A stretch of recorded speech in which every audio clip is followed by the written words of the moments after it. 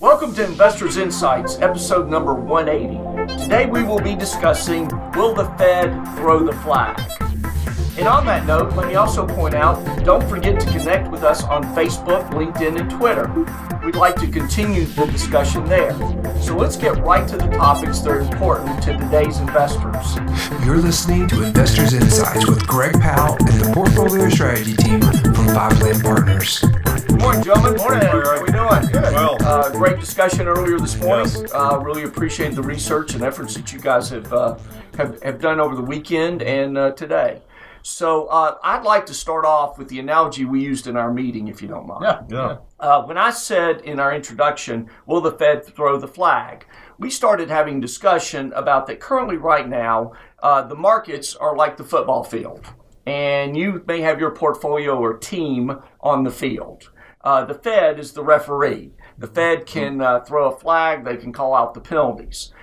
We are seeing a lot of volatility increase because the Fed has been using a lot of penalty calls, especially on Friday. Does everybody agree with me on that? Yes. The real thing you need to know is just like in a football game, is that when the Fed or the ref throws that flag, is that that's a moment within the game. It is not a long-term result of the game. Now, it can be a good call and it can be a bad call. And that's what we're trying to determine right now as we move forward towards this year or into fourth quarter of this year, just like fourth quarter of a game. So on that note, Bobby, you made some really good points about all this rhetoric and words we're hearing from the Fed versus will they take action. Talk about that. Yeah, you talked about we saw some volatility on Friday. We saw a big pullback on Friday. And two things. One is two Fed governors who have historically been dovish, saying that we need to wait on rate hike. They came out and said, okay, a rate hike looks appropriate. Right. And so you add that into what y'all said last week in the vlog.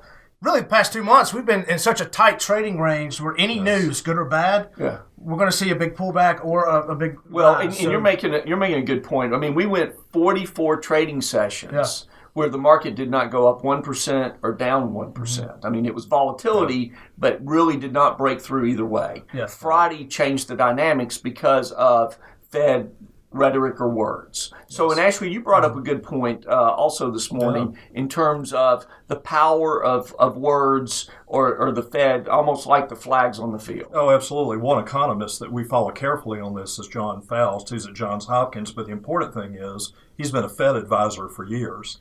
And there are a couple of points to make there. Number one, Janet Yellen, ultimately, to Greg's point on throwing the flag, she's ultimately the one that can... She's the head ref. Yeah, she's going to overrule it in the booth, one way or the other.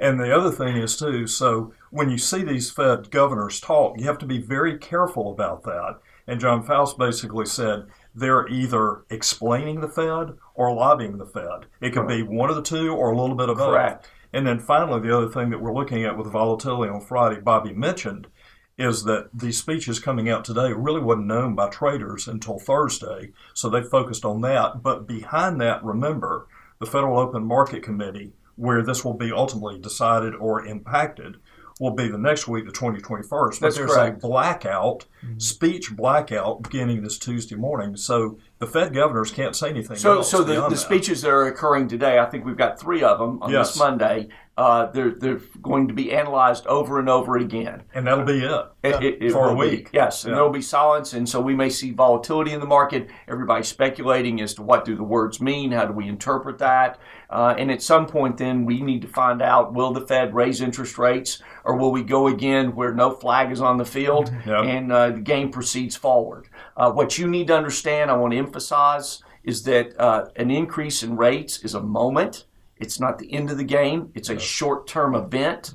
And so, yes, there may be volatility in the market, but ultimately the system will digest that and we will move forward. At the end of the day, you also need to be aware of the fact that we've seen complacency in the market. We've had poor earnings growth from stocks. And so the Fed is also in a situation that they don't want to see a bubble created where stocks paying better dividends are the only place to go, not because the valuation is appropriate, but because people are just trying to find a place to get income. So interesting time period. And from a historical standpoint in my life, in my career, I was able to see in my lifetime double-digit interest rates. And I know there are those of you out there who have experienced that in 78, 79, 79, 80, and 81 when we hit double-digit interest rates. And today we're at the other end where we've got countries out there negative interest rates, both of which are unprecedented from a historical standpoint.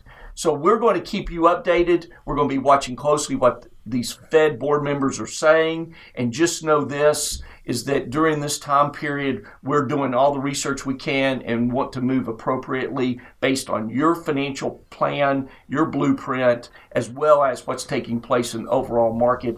And we'll wait and see, will the Fed throw the flag? Have a great week, and we'll look forward to talking to you.